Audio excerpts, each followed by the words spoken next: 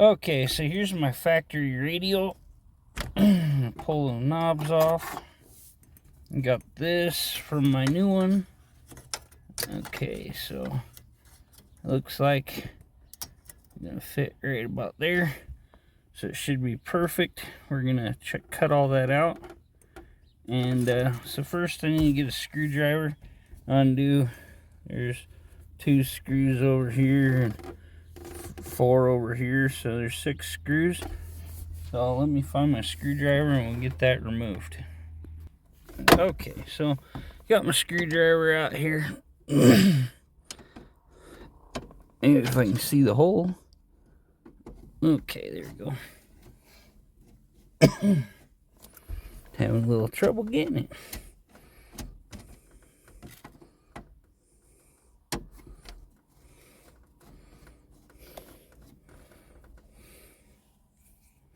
Itchy nose.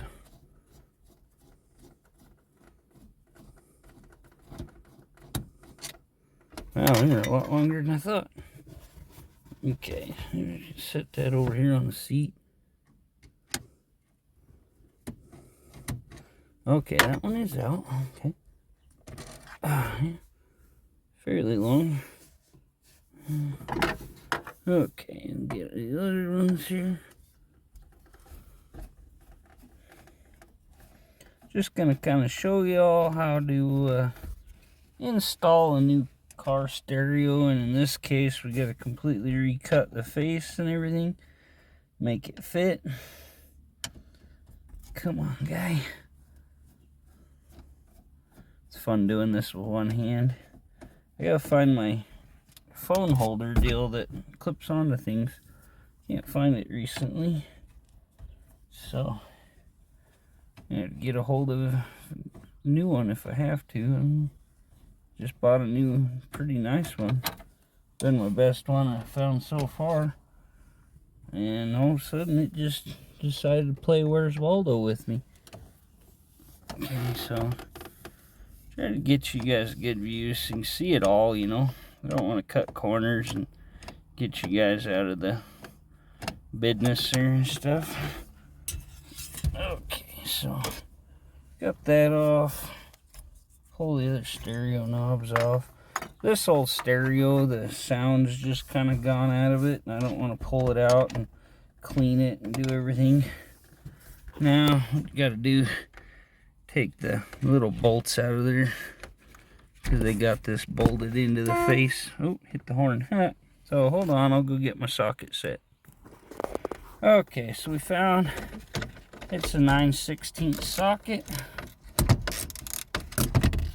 Loosen them a little bit, and then we'll just pop the socket off and screw them out. Usually these aren't real tight. You can just tap them with a screwdriver or whatever and unscrew them. In this case, they're sunk clear into the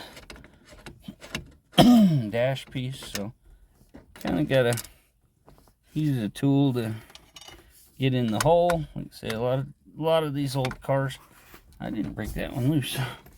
The heck? Must not have been on it. Okay.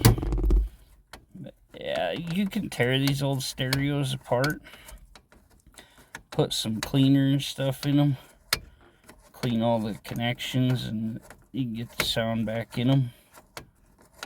But in my case, I bought a new little aftermarket classic style Bluetooth stereo for 30 bucks. Okay, now let's find out why this don't want to pop out. Huh? There you go.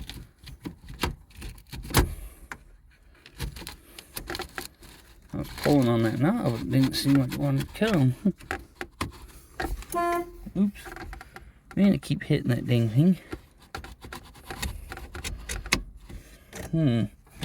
What a pain. I'm scratching my steering column. Okay, let's see if we can get it out over on this side. This corner, it looks like it's kind of fit in. The molding's kind of expanded here, and it's catching it. I'm going to try to get something in there and pry it out. Okay, so I stuck my pocket knife in the corner under here and wiggled it out. Looks like we've got some, oh, okay, the vent's just sitting there. These are really cool. You can push or pull this button to open and close off the vent. A lot of your old cars never had that. A lot of your new cars don't really have that, so kind of cool. So now we got it down to where you can unhook the stereo. We're gonna have to unhook this all and push it out, so that's gonna be a good time. I'll probably just do that off the cam because I'm gonna have to get up underneath there and find out where it's hooked all at. So a bit of a job, so we'll get that done. And first I'll probably take this over to my shop and show you guys, which I was planning this being plastic. It is not. So maybe this little pieces. No. It's all metal. What the hell, old cars, building your stuff all nice and stuff. So yeah, what I'm gonna do is I'm gonna cut down this. I'm gonna mark the end here where it needs to cut, and then we'll install the cage for the new stereo in here. So stay tuned. We'll get her done. If you haven't already, please like, comment, and subscribe. So this is the dash piece from my Thunderbird. I'm gonna cut this out, and the grinder's really noisy, so I decided to do a voiceover on this part. As you can see, I used a Sharpie, measured it all out with the cage, drew a line on there. Then I'm gonna take my grinder and be really careful not to hit the chrome parts, so I have a nice little chrome ring around where I'm mounting my stereo, which will look nice. Trying to get it lined up to where you guys can see it on the camera. I get a good angle to cut it. I'll be really careful with the grinder because it'll jump on you and you cut right through one of the lines. So just make sure you take it real slow. Be real careful. Watch your hands. Wear eye protection so you don't get metal shavings in your eyes. And see, I left it, kind of got it out of the picture there, but I left a little on the ends that I got to clean up when I'm done, because I didn't want to go over any of the lines and make it look messy. It's really easy to mess it up with a grinder there. Okay, and then we go right to the lines there. And once I'm done with that, I can just wiggle it a little and break that chunk off. I almost got it there, so you see the grinder jumped on me a couple times. Ended up doing a real nice clean job on here. Just grab that with my hand and pop it out. You can see it left some metal behind there that I got to clean up and even up. Took me a couple tries because I couldn't really see the little point where it was catching in the one corner. But after a little cleanup work, this thing fit together like it was built to go in there. Here's, I'm going to take it in there, touch up a high spot there.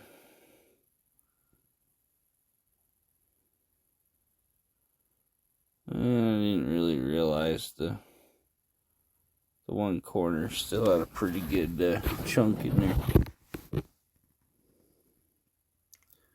Sometimes you just gotta look it over a few times and not get excited, and you'll figure it out.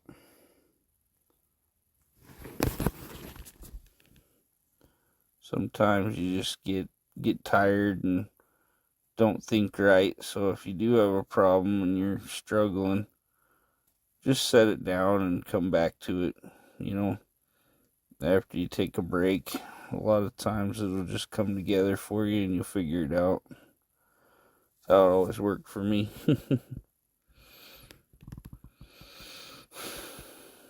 Yeah, so you're getting getting right in that corner, getting it cleaned up. Kind of tough. There you go. She set right in there. Now for the tabs. These little tabs, you take the ones that line up with your edge there, and you're going to bend those out. I try to bend them toward the mounting bracket so that you can, or where you're mounting it, so that it'll actually kind of push against it. Those are what hold the little mounting cage in place. So you just bend out all of them that you can. There's gonna be some you just leave alone. They're sticking out way too far and everything. Just no need to mess with them. Just get the ones you need. Flip it over, do the same on the other side. And then there's some little ones on the ends. You say just take your time, don't get in a hurry. No need to get excited. You just mess things up when you get in a hurry. So you want your car to look real nice and everything else. Just take your time, do a good job. About got this here. It fit in there, mounted up really solid, so that's good.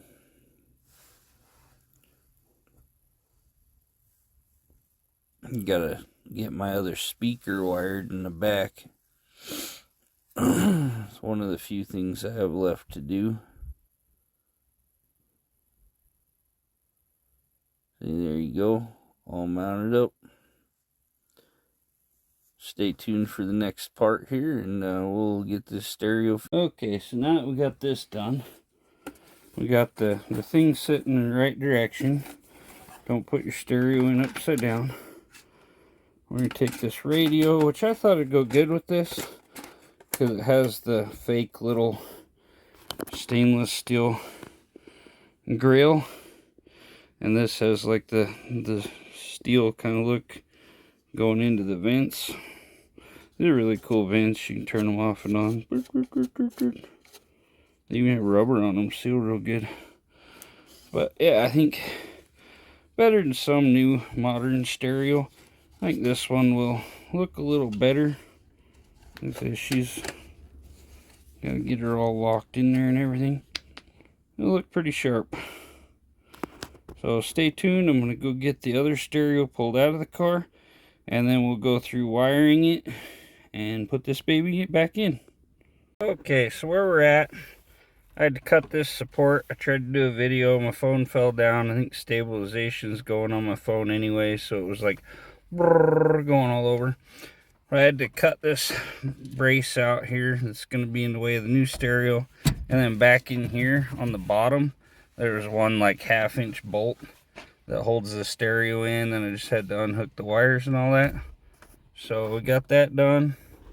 Now I just got to go through the plug and figure out which wires are what on this. I'm going to probably, the stereo isn't any good. It doesn't work right. So I'm just going to cut the plugs off this, okay? And we'll do a professional job wiring those up.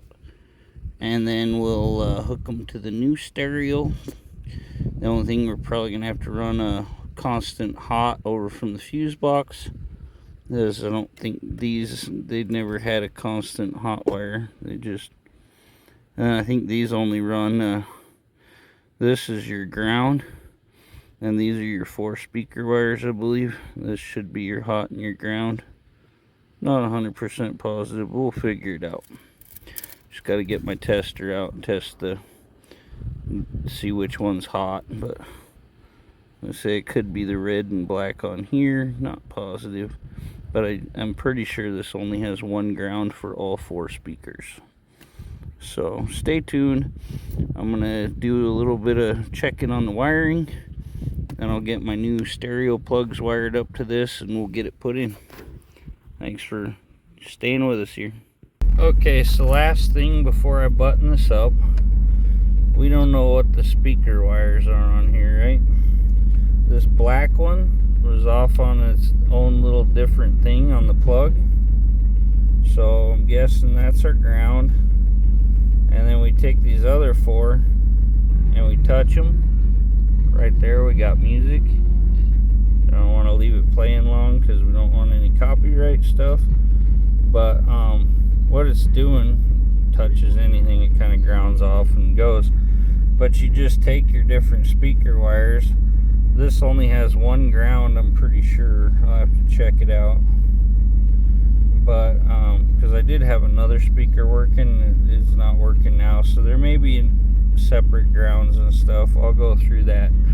But you literally just find your ground and you start hooking them up, and then you can set your stereo. Well, you can do it like this, where you just touch them and you know what's what, and then you hook them up to the right wires. Or you set your stereo for like rear left, and then you keep touching them until the rear left works. Hook that up. Then you go rear right, hook up your rear right till it works. It's just kind of trial and error. I'm sure I could look up a diagram for this online somewhere, but sometimes it's easier just trial and error. And then as soon as I get those wires hooked up, all I got to do is tuck the wires in, push this in, and we're ready to go. So I'm going to do that real quick. I got to put a crimper on these wires also, so we'll get those done and I'll get right back to you. Okay, so I shut it off. Like I said, don't want any copyright deals on here. The stereo's all in, it's all working. It works with the key. I was lucky, there's a green wire that was hanging right back here that's actually hot all the time for my yellow wire on my stereo, so I didn't have to run one. And yeah, I found another one. There's actually like a black that's the ignition hot, and a like blue with a red stripe that's the ground. So yeah, it's a pretty wild setup in this. Thanks for tuning in. Hope that helps you guys. If you have any questions about wiring stereos, hit me up. And we'll catch you on the next one. Please like, comment, subscribe. Thanks.